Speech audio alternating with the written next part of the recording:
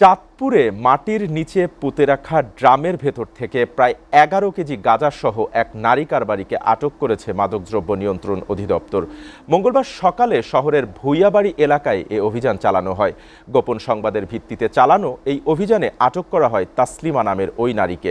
প্রাথমিক জিজ্ঞাসাবাদে তিনি দীর্ঘদিন ধরে মাদক কারবারে জড়িত থাকার কথা স্বীকার করেন। পরবর্তীতে তার দেওয়া তথ্যে বসতঘরের বারান্দায় মাটির নিচে লুকানো একটি প্লাস্টিকের ড্রাম থেকে এসব গাঁজা জব্দ করা হয়। মাদকদ্রব্য নিয়ন্ত্রণ অধিদপ্তরের চাঁদপুরের সহকারী পরিচালক মিজানুর রহমান জানান, আসামির বিরুদ্ধে মাদকদ্রব্য নিয়ন্ত্রণ আইনে মামলা দায়েরের প্রক্রিয়া চলছে।